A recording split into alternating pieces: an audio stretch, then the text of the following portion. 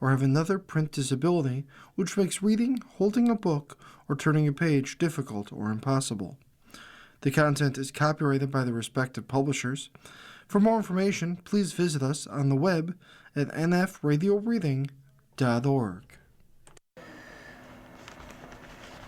Hello, this is Dave Payne, and for the next hour, I'll be reading from the December 27th, 28th issue of the Wall Street Journal Weekend Edition on the Niagara Frontier Radio Reading Service. Okay, our first article is entitled, Pharmacies Flood Medicare Patients with Extra Drugs. Excessive prescription refilling through mail leaves piles of unneeded pills. United Health Group's pharmacy mailed Medicare recipient Bill Zielinski so many refills of the cholesterol drug atorvastatin that his unused stash could last a year on the pill-a-day regimen his doctor ordered. Excessive refilling is common practice at U.S. mail-order pharmacies. A journal analysis of Medicare prescription data found flooding the homes of seniors with extra drugs. Too frequent refills by all U.S. pharmacies cost Medicare and patients $3 billion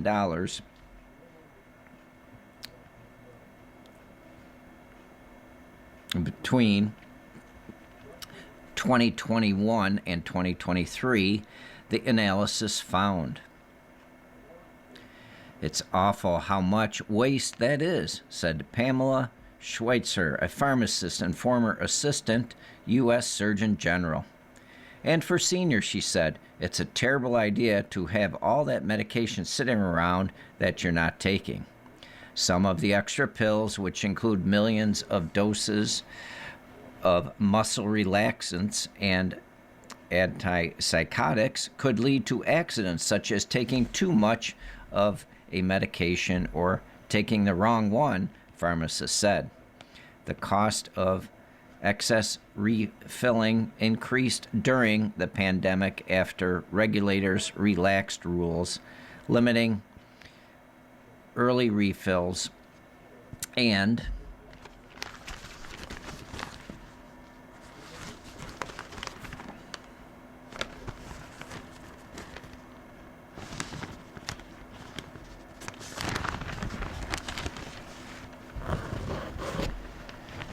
consumers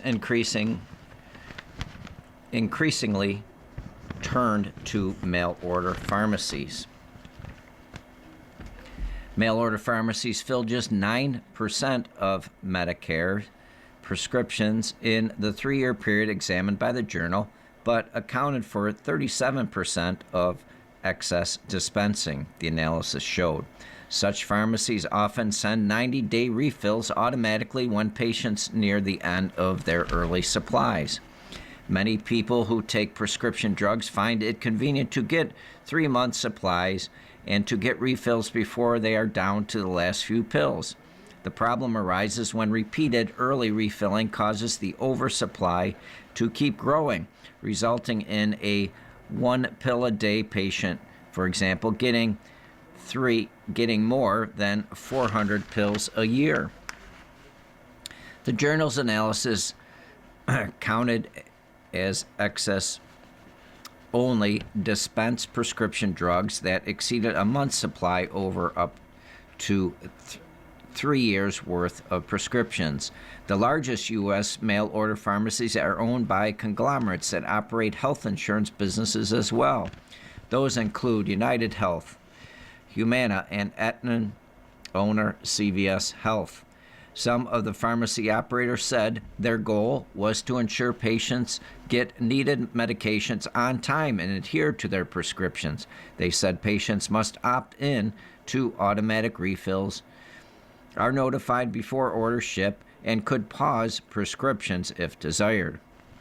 United Health said its efforts can result in occasional medication overages. The alternative Members becoming gravely ill due to lack of medication is far more harmful to patients and costly to the health system, a company spokesman said. He said early refills aren't waste because members can retain the medications and decline future refills. Pharmacies make money through fees for dispensing the drugs and markups on their costs, so they have an incentive to dispense more. While walk-in pharmacies don't make money until customers show up for their drugs, mail-order ones process the transactions when the automated shipments go out. The journal analysis is based on Medicare prescription records accessed under a research agreement with the federal government. The records include details of such individual prescriptions for more than 50 million Medicare recipients between 2021 and 2023, but don't identify individuals. Doctors and patients said early refilling practices aren't limited to Medicare patients, and that it also happens with people covered by employer-sponsored plans. The journal analysis doesn't cover those private plans. Medicare spends more than $100 billion a year on drug benefits. The journal's analysis showed substantial excessive refilling of several common drugs. In the 3-year period, pharmacies dispensed to Medicare patients more than 30 extra days of diabetes treatment, Jardiance amongst 200,000, almost 200,000 times, costing taxpayers and patients $111 million. Cheaper generics added up too, with extra atorvastatin supplies costing $15.6 million. The Medicare agency requires drug plans to set limits on early prescription refills. Some insurers require patients to wait until they are 75% of the way through a prior supply, or day 68 for a 90-day refill. The federal government relaxed its rules for refills for Medicare recipients as part of its response to the COVID pandemic starting in 2020, allowing pharmacies to refill drugs earlier for a time. The journal analysis found that under the 3-year period, United Health's mail-order pharmacies sent refills sooner than the 68-day threshold 11% of the time, almost 9 times the rate of other Medicare pharmacies. Risk factor. For some drugs, United Health sent early refills more frequently than that. More than 30% of the roughly 89,000 90-day refills of the muscle relaxant Tizanidine shipped by United Health's Optum Pharmacy arm were processed sooner than 68 days over the year prior.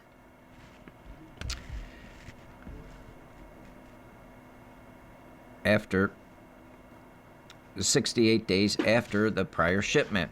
United Health also sent other muscle relaxants, including the generic form of Flexeril, early. Doctors often prescribe muscle relaxants, which carry the risk of abuse and dependence, to be taken as needed. Excessive refilling means patients who take the medicines infrequently could amass even bigger surpluses. The federal Medicare agency declined to comment on the journal's analysis, but said it viewed early refills of drugs like the muscle relaxants as a potential safety and program integrity signal that warrants careful monitoring.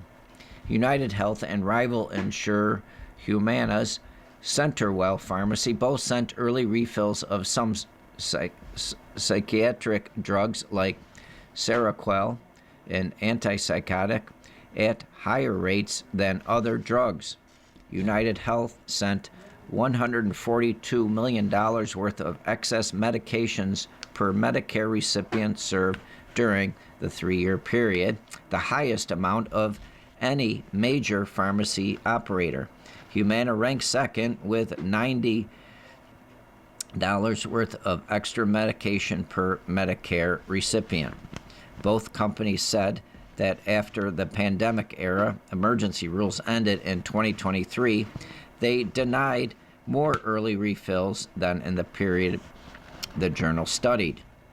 United Health said it blocked up to 5 times as many early refills in 2024 as in 2021 and 2022. The data does not reflect current practices, the spokesman said.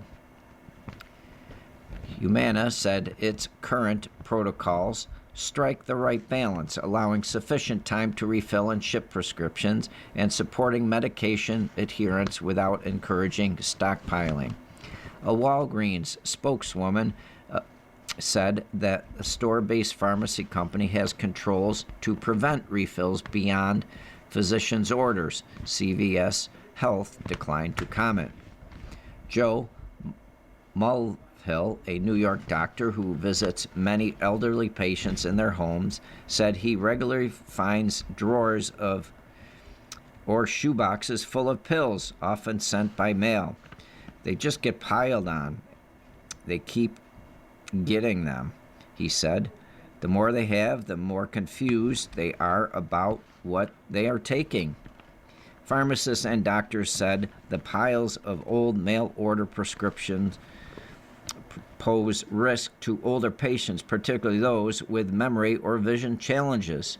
Elderly patients with extra pills might keep taking a drug or a dosage that their doctor no longer prescribes, said Donna Hartlett, a geriatric pharmacist and professor at the Massachusetts College of Pharmacy and Health Sciences. They also might mistakenly double up on a medication if the mail-order pharmacy switches generic manufacturers and a drug begins coming in a different colored pill that appears to be a different prescription. Some seniors have multiple family members or caregivers who might be mistaken about which prescriptions are current. Oversupply can really be a problem, Bartlett said. Taking too much Seroquel, the antipsychotic the analysis found was often refilled early, can cause blood pressure to drop.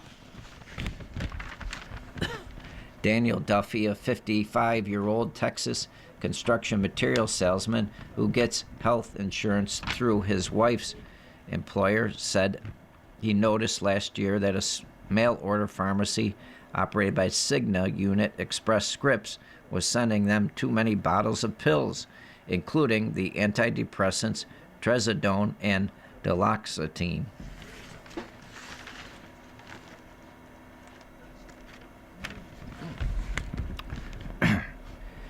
I'll get my 90-day supply, then I get my next refill at day 75. Now I have 15 extra, he said. Every time there are 15 extra pills. Duffy shared records showing that Express Scripts sometimes sent him pills at an even higher rate, including 360 days worth of Amotrigine over 169 days last year. The extras accumulate in part because his doctor upped his dosage in October, 7 days after he received an auto-shipped 90-day refill. The company sent 90 more pills 72 days later in early December. An Express Scripts spokeswoman said the company is committed to reducing healthcare waste, so our refill process also accounts for the cumulative amount of medication that a patient has on hand. She said the company requires patients to sign up for automatic refills and notifies them before each shipment. Insurer-owned.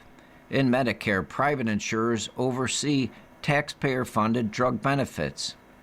In recent years, those insurers, including United Health and Humana, have bought up pharmacies, doctors' offices, and other health services providers.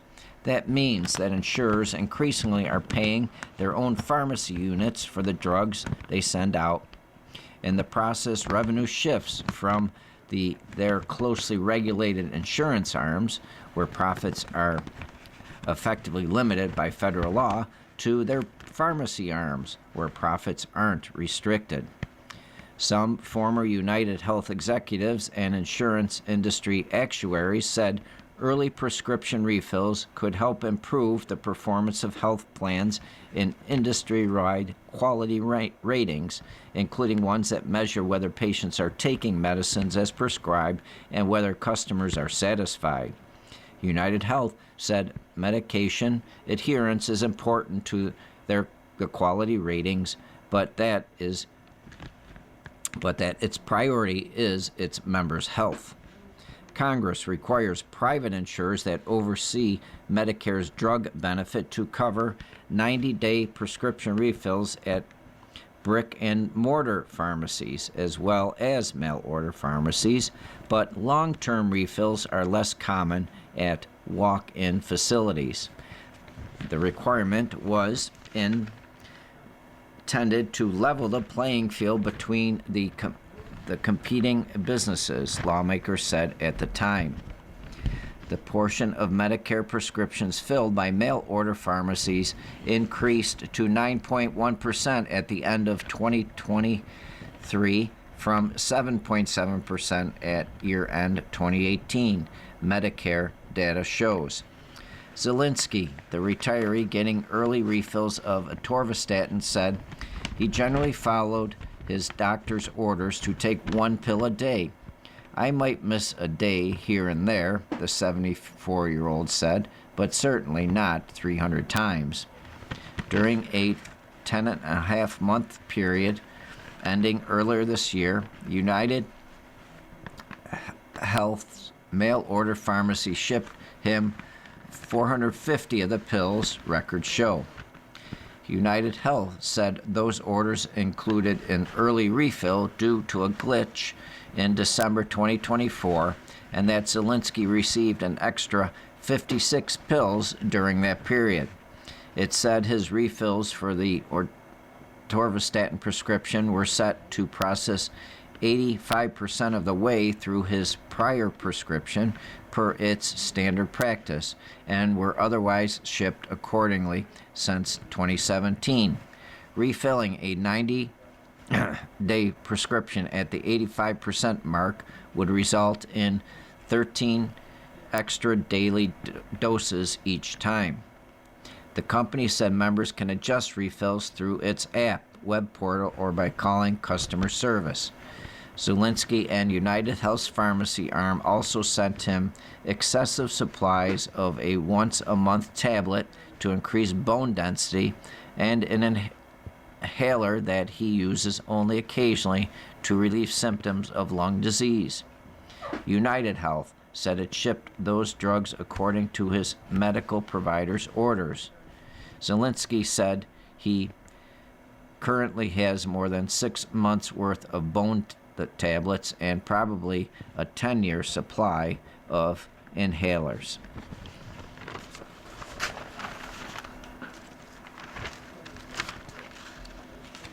You're listening to a reading of articles and features from the Wall Street Journal Weekend Edition on the Niagara Frontier Radio Reading Service.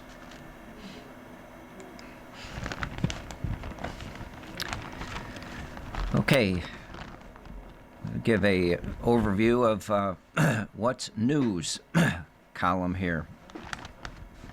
It's a summary of the individual articles in the Wall Street Journal Weekend Edition. Under the Business and Finance column, our first bullet point here is Malaysia's High Court sentenced former Prime Minister Najib Razak to 15 years in prison for convicting him of money laundering and abuse of power connected to the looting of the 1MDB Sovereign Wealth Fund. Also, U.S. stocks held close to all-time highs, while the run-up in precious metals continued, lifting gold and silver futures to records. Also, Coty, the maker of coverall Cosmetics and Hugo Boss Fragrances is resetting its supply chain to be able to respond to fast-changing consumer trends. And Mombach, Brazil's largest carbon capture company, is working to restore the Amazon rainforest with the application of what one of the founders calls the tech mentality. Also, shareholders of tech companies are struggling to adequately gauge the risk of AI investment because of the way data center and chip costs are accounted for. And the startup Bob Yard, which develops software for landscaping contractors, raised $35 million in a Series A round led by Joe Lonsdale's venture firm 8VC. And using a South Dakota trust to avoid taxes on carried and interest income has become a favored strategy for small but growing cadre of private equity professionals. And from the worldwide scene, the Christmas Day attack in Nigeria ordered by Trump targeted 2 alleged Islamic State camps with more than a dozen missiles fired from a U.S. Navy warship, killing multiple militants, according to a U.S. official and a Pentagon statement. Also, airlines have canceled hundreds of flights out of New York City area airports ahead of a winter storm expected to bring as much as 8 inches of snow to the Big Apple. And China imposed sanctions to 20 U.S. defense companies and 10 of their executives in retaliation for Trump administration's approval of the sale of a large package of weapons to Taiwan. And Saudi warplanes struck a Yemeni militia backed by the UAE as tensions between the two Gulf powers rise over their competing positions in conflicts around the region. And housing activist Scott Wiener, who is looking to fill Nancy Pelosi's seat in Congress, appears to have timed his candidacy well as the nation becomes preoccupied with affordable shelter. And lastly, the FBI is offering a reward for the arrest of Sim Hoi Sup, a North Korean financier whose alleged money laundering and sanctions evasion helped prop up the regime in Pyongyang. Okay, our next article is entitled Mexico's Exports Rise Despite Tariffs. Trade in goods between the countries set to reach a record in 25. This article is written by Santiago Perez and Anthony Harop.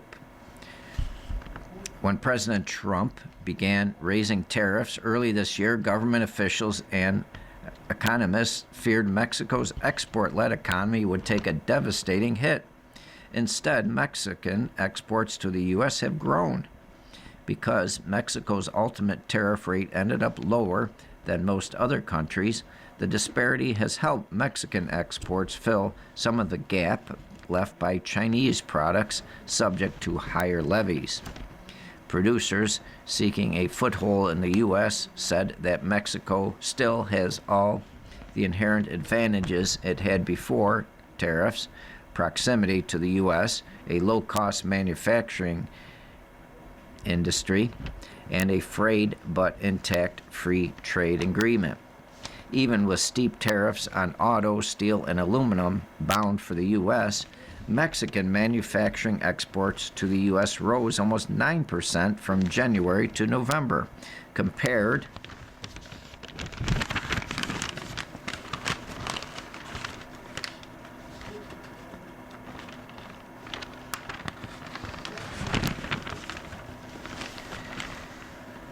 with the first 11 months of 2024, according to Mexican government data. Auto industry exports to the U.S. fell close to 6% during the period.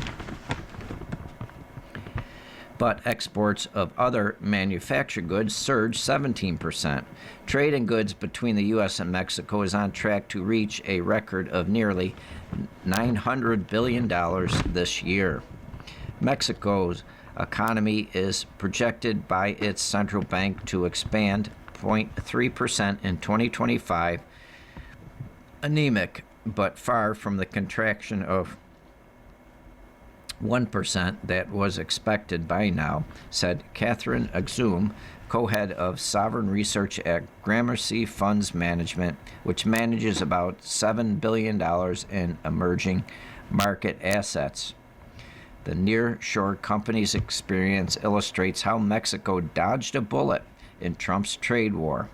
The company helps foreign manufacturers produce U.S.-bound goods in Mexico through its network of 18 industrial plants,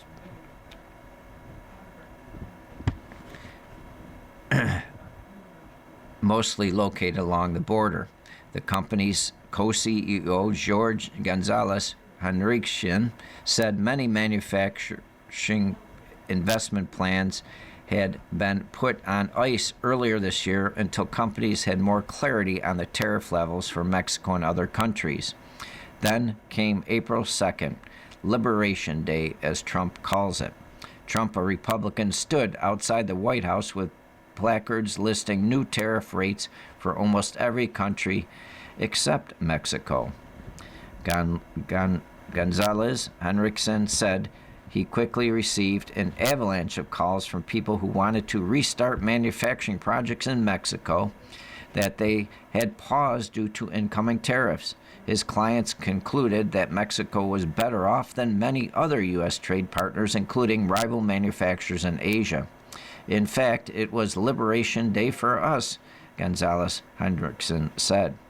Mexico has overcome concerns about a zombie U.S.-Mexico-Canada agreement, a term used to describe a scenario where North America's free trade deal remains but is undermined by unilateral tariffs. Today, almost 85% of Mexico's total exports remain tariff-free under the USMCA. President Claudia Sheinbaum of Mexico has worked hard to engage Trump and manage his use of trade as leverage on non-economic issues. She has tightened drug enforcement along the border, expelled imprisoned cartel bosses wanted by the U.S., and imposed 50% tariffs on Chinese-made vehicles and other goods, diffusing U.S. threats of harsher tariffs. Mexico has approached the relationship with the U.S. quite constructively, said Exum of Gramercy Funds. Mexico still faces the highest tariffs in a generation, 25% on non-U.S. content in autos, up to 50% on aluminum and steel, and 25% on non-USMCA compliant exports imposed because the U.S. has said Mexico hasn't done enough to curb drug flows. Competitors like China are stuck with steeper duties. According to the Penn-Wharton budget model, Mexico's effective tariff rate is 4.7%, compared with 37.1% for China. The overall effective rate for the world is about 10%, according to Penn-Wharton, reflecting all layers of taxation, deduction, credits, and exemptions. U.S. Trade Representative Jamieson Greer said Mexico has managed to capture about 25% of the reduction in the U.S. trade deficit with China. The shift demonstrates the important role that Mexico plays in U.S. supply chain resilience efforts, Greer told U.S. lawmakers in mid-December. Mexico overtook China as the top foreign goods supplier to the U.S. in 2023 and has become its largest buyer due to deep regional manufacturing integration and a large, young, low-cost labor pool. Many of Mexico's U.S. imports are intermediate goods used to produce exports back to the U.S. Other elements strengthen Mexico's position. Proximity to U.S. markets cuts transportation costs for goods such as autos.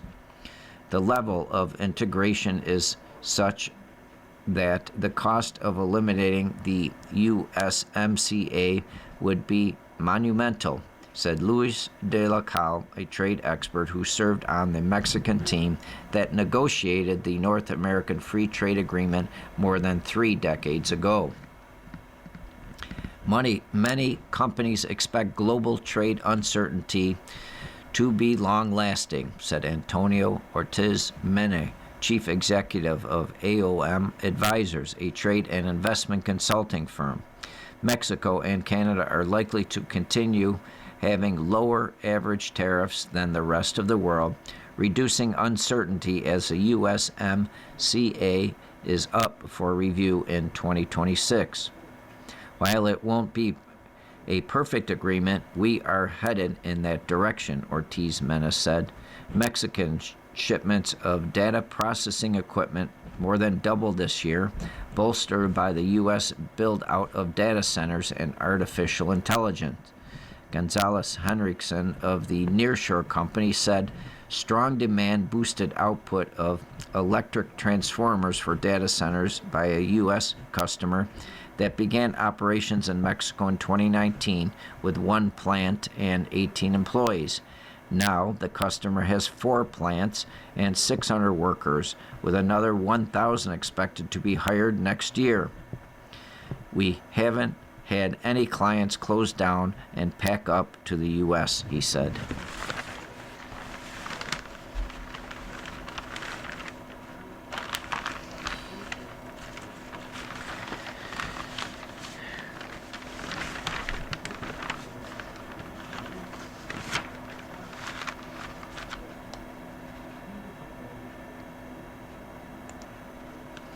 You're listening to a reading of articles and features from the Wall Street Journal Weekend Edition on the Niagara Frontier Radio Reading Service.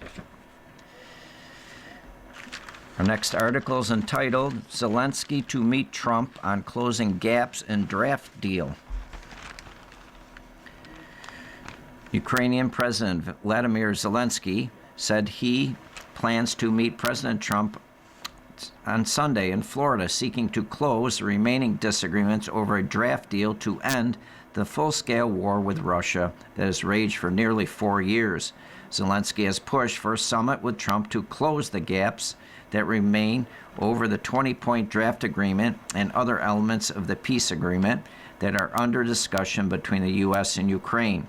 A White House official confirmed that Trump is planning to meet with Zelensky on Sunday.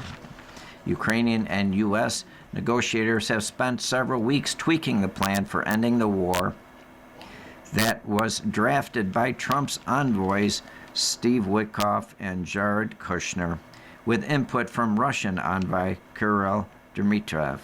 The main sticking points are the future of the approximately 20% of Donetsk region that is controlled by Ukraine, and Russia wants to be surrendered to it, the status of the Zaporizhzhia nuclear power plant that is currently under Russian occupation, and the exact details of the security guarantees that Washington would provide for Ukraine.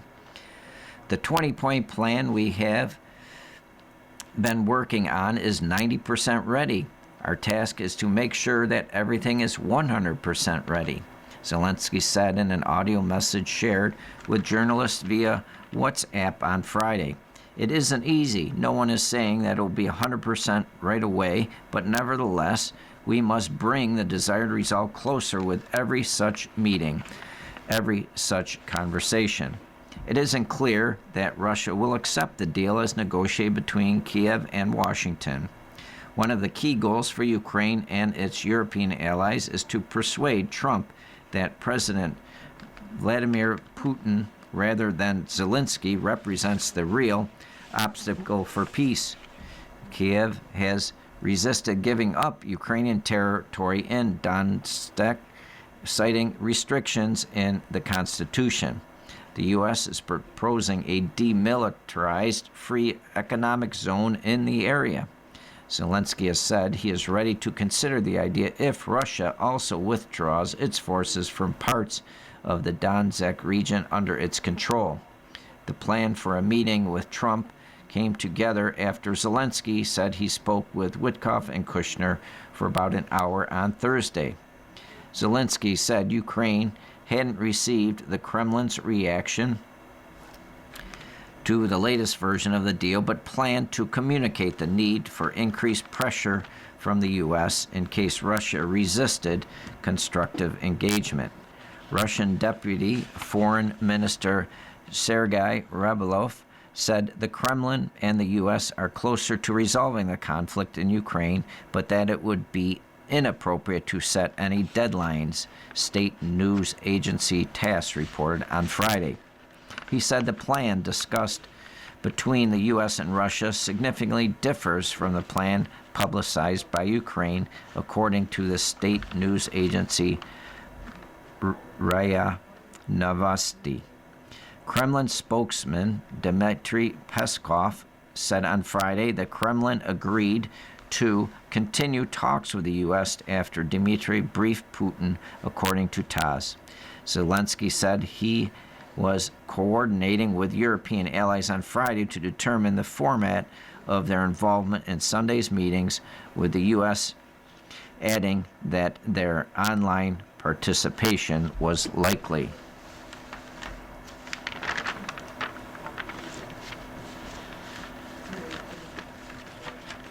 Next article is Beijing sanctions U.S. firms' executives. The Chinese government imposed sanctions on 20 U.S. defense companies and 10 of their executives on Friday in retaliation for Trump administration's approval of large package of weapons for sale to Taiwan. The targets include Northrop Grumman, Boeing, St. Louis-based defense unit, and Palmer Luckey, founder of Anduril Industries. Preparing for a potential conflict with China has been a major focus for Luckey and his startup, which owns 3 of the sanctioned companies. Beijing said it would freeze the assets of the sanctioned entities, ban them from Chinese transactions, and prohibit the executives from entering mainland China, Hong Kong, and Macau. The move is largely symbolic because U.S. defense contractors generally do little business in China. It emphasizes Beijing's claim over Taiwan, the democratically ruled island that it has vowed to take by force if necessary. In announcing the sanctions, Chinese Foreign Ministry said that Washington's weapons approval interferes in China's internal affairs and seriously undermines China's sovereignty and territorial integrity. The U.S. has sold Taiwan arms for years. Last week, Washington approved a $11.1 billion package that includes HIMARS missile launchers and howitzers designed to help Taiwan slow a Chinese attack.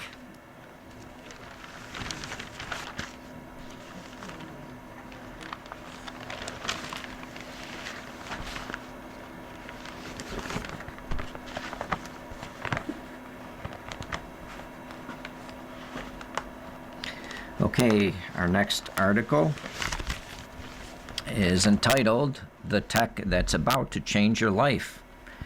Folding iPhones, home robots, mind-reading tech, and EV supercars are coming. Also, get ready for some AI-induced challenges in healthcare and cybersecurity. Year after year, our tech columnist crew gathers predict what's ahead. Sometimes we miss. Sometimes we hit it big. An epic internet blackout that crippled airline IT systems, and so much more. Elon Musk Doge defying the U.S. government. AI infrastructure investments more circular than a dog chasing its tail. Yeah, like you saw all that coming. Okay, this article is written by Joanna Stern, Nicole Nguyen, and Christopher Mims. But for at least some of our 2026 predictions, the crystal ball is crystal clear. and we're proud to say not everything is AI. AI and more AI. Sure, artificial intelligence is still on the list. Think a not terrible Siri, improved human identification, more autonomous cars on the street near you.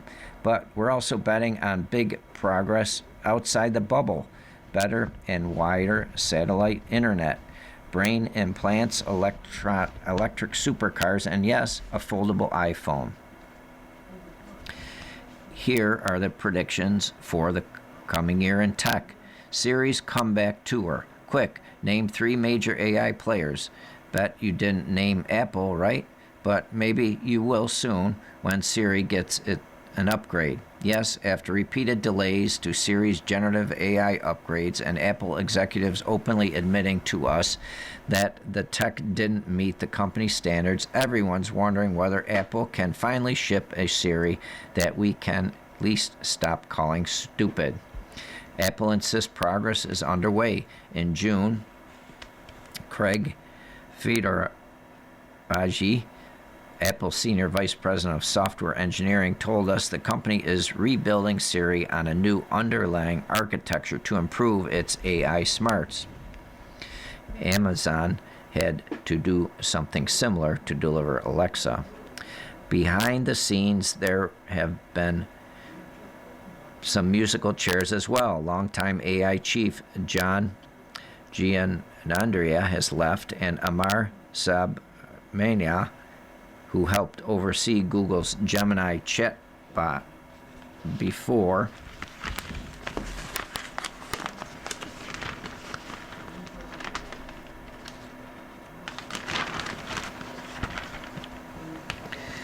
moving to Microsoft, is joining Apple as Vice President of AI. And speaking of, Apple is also reportedly testing a version of Google's Gemini to power this new Siri. Next, robots enter the home. Silicon Valley is eager to free AI from the chatbot screen and put it on your body to give it a body of its own. Will you get a home robot in 2026? Probably not, but some will. 2 humanoid robot startups plan to kick off in-home U.S. trials. There's 1X with its plushy gray Neo, and Sunday Robotics with its baseball cap wearing Mimo. The goal is to collect real-world data to make robots better at chores like folding laundry and unloading the dishwasher. The catch, in 1X's case, many of those tasks may still be performed by a human teller operator, someone back at headquarters steering the robot through a VR headset. And while Sunday Robotics chief executive Tony Zhao says its home tests will use fully autonomous robots, that initial test group will be quite limited. A bigger push will be among AI gadgets and wearables. Google plans to release its first pair of Gemini-powered glasses, while Meta will continue iterating it on its Ray-Ban Meta frames. OpenAI and Jony Ive's long-anticipated family of AI devices isn't expected in 2027, but given how much Sam Altman teases new products, we'll probably hear more in the coming months.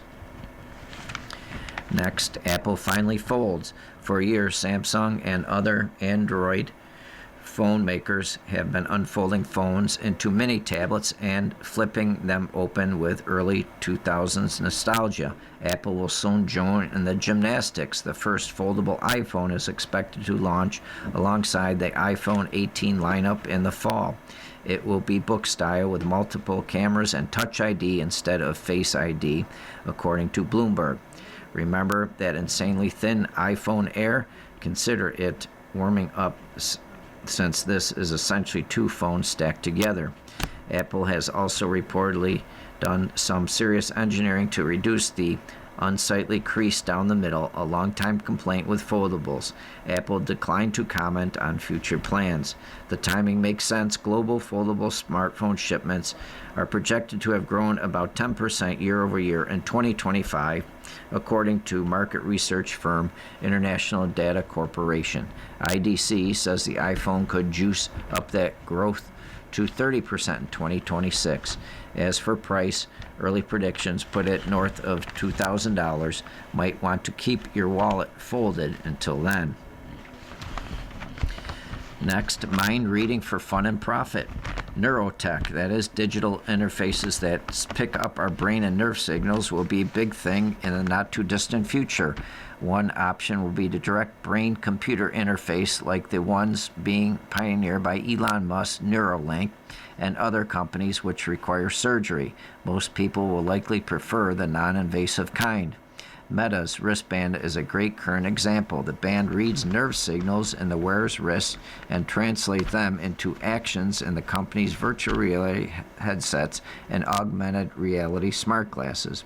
In 2026, this kind of tech will move to our minds, to our heads. One new mind captioning technique can translate thoughts into words or even sentences. Sam Altman's new neurotech startup, Merge Labs, uses ultrasound to read brain activity. In the lab, people are already controlling gadgets or even wheelchairs with their thoughts. A new offering from startup Cognixion could someday help diagnose neurological and brain disorders. An early version now in the clinical trial consists of an Apple Vision Pro headset and a custom headband with embedded electrodes that measure brain activity. You can only do so much with things attached to your wrist or things looking at your eyes, says Andres Forsland, CEO of Cognixion. You need access to the mind and what's actually happening in the mind. Next is scary smart malware. This past year saw a 400% rise in successfully phished personal info, including logins, largely due to AI. AI makes better malware more accessible to more people, and that sucks, said Trevor Hilghaus, former FBI Cyber Trust Force agent and current senior vice president at security firm SpyCloud Labs. Hackers with little technical knowledge can use AI models to create convincing deepfakes or spin up websites and emails designed to capture passwords and two-factor codes. And now that web browsers are getting AI assistance, these bad actors can hide malicious instructions into web pages designed to steer the AI helpers off course. Google recently detected an even bigger threat in the wild, bot-enabled software that can obfuscate its own code to evade detection and create new malicious capabilities on the fly. The researchers said state-sponsored actors attempted to use a Gemini-based model to generate the malicious commands. This type of sophisticated malware is predicted to become standard for criminals, but Google used insights from the hacking attempt to help its model understand when users are up to no good and refuse to help. Next is proving you're human. How do you prove your identity on the web? Code sent over text, selfies, your social security number. Unfortunately, hackers have exploited vulnerabilities in this flawed system. Plus, people get locked out of their own accounts, unable to prove they're really them. With the rise of malicious AI agents, increased calls for age verification and bots, ruining everything from dating apps to ticket sales, new proof of humanness is necessary. In 2026, more people will have a digital ID, verified identification stored on your phone. Android and now also iOS devices support digital versions of U.S. passports ready for domestic travel from over 250 U.S. airports. 12 states and Puerto Rico now offer phone-based driver's license. Apple says digital IDs will eventually work like Apple Pay, allowing you to prove your identity and age in person or online. Google says Android users will be able to use digital IDs to recover Amazon accounts and verify profiles on Uber and other platforms. The European Union is mandating digital national IDs in the coming year, and regulated industries such as banking and education must accept them by 2027. Singapore and India already have them, and the Sam Altman-backed World Project aims to scan every iris on Earth for its anonymous identification platform, if privacy concerns don't get in the way.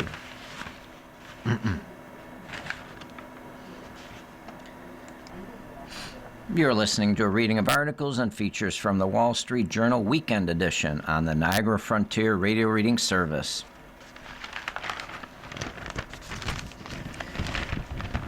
Our next prediction, autonomy on every corner.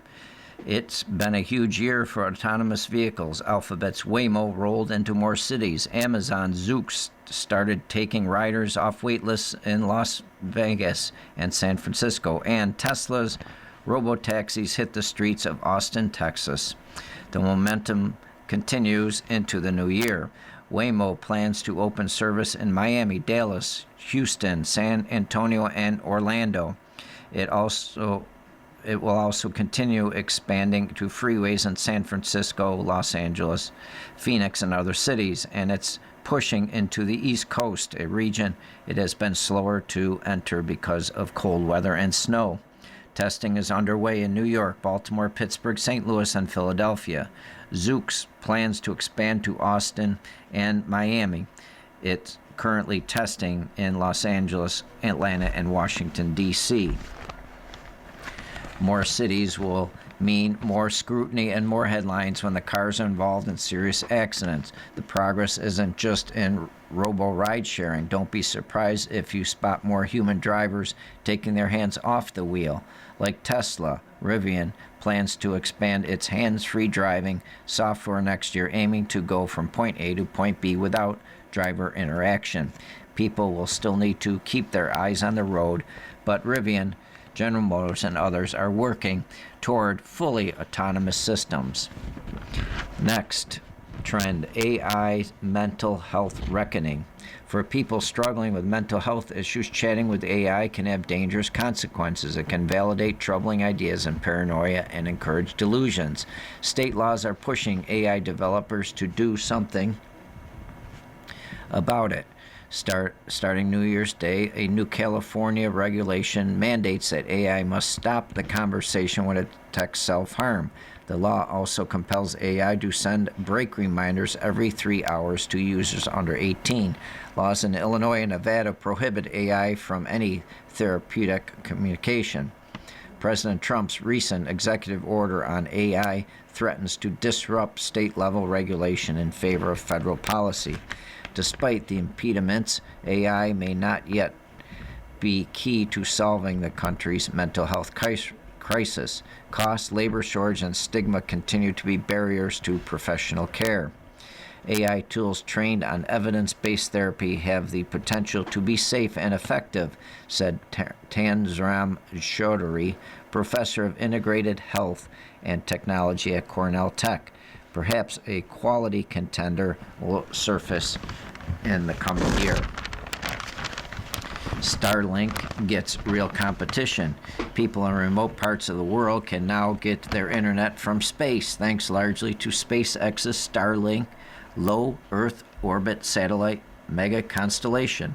But like some kind of AT&T or Verizon or T-Mobile showdown in the sky, Starlink is finally getting bona fide rivals. Amazon has begun launching its own internet providing satellites for its LEO program, and a host of government-sponsored projects like Eutelsat OneWeb are as well. As of this month, Amazon has launched more than 150 such satellites. In 2026, the company will start providing high-speed access to commercial customers such as JetBlue, which will use Amazon's tech for in-flight high-speed internet. Meanwhile, SpaceX has told its employees to anticipate an initial public offering in 2026, a sign the company is seeking cash to consolidate its hold on the internet from space market.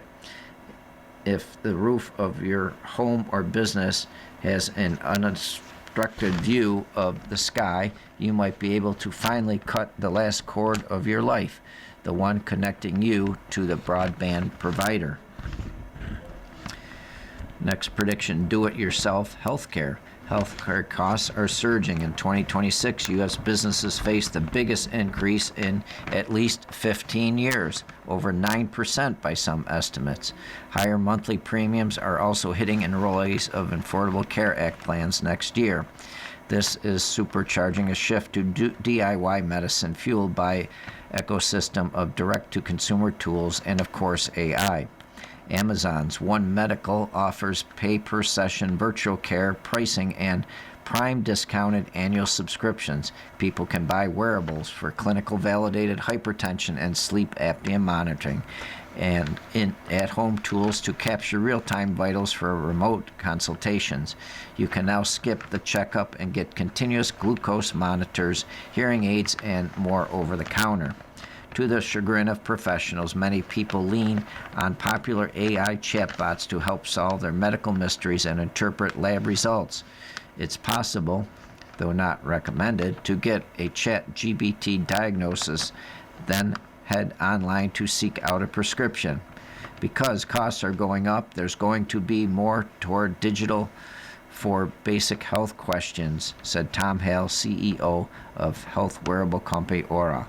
He warns of bots that want to please you by making up some facts. If you save money but follow a bad path, you could end up worse off and spending more. And our last trend is modern electric EV supercars hit the streets. Modern electric vehicles already tend to be performance monsters, but in terms of acceleration, top speed, and features, EV supercars are about to get truly silly. New releases from Polestar, Alpine, and Porsche are on their way, along with Ferrari's very first electric car. Meanwhile, Mercedes-AMG recently demonstrated a concept car with a novel axial flux, 1,000 horsepower electric motor that weighs a mere 28 pounds. For comparison, the gas-powered engine in a supercar like the Bugatti Veyron weighs upward of 800 pounds. The unique combination of instantaneous torque, lightweight powertrain, and low center of gravity due to the placement of those heavy batteries means these vehicles have the potential to be something akin to street-legal Indy cars. They could also become real menace on the streets where heavy, powerful EVs are already wreaking havoc with the highway guardrails and other safety features. One thing we probably won't see in 2026, the long-promised Tesla Roadster. Famously, Sam Altman asked for his $50,000 deposit on the long-overdue electric hypercar to be returned, and Elon Musk ostentatiously complied.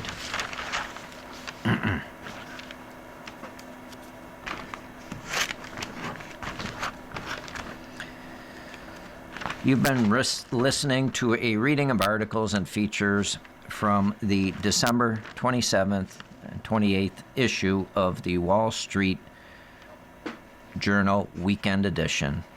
Your reader has been Dave Payne. Thank you for listening. You're listening to the Niagara Frontier Radio Reading Service.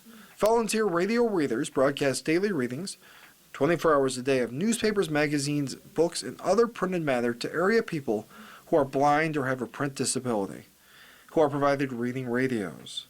The Niagara Frontier Radio Reading Service has broadcast almost 40 years of radio readings to those without sight. Our broadcast signal is provided at no charge by WNED. Radio reading studios are at 1199 Harlem Road in Cheektowaga.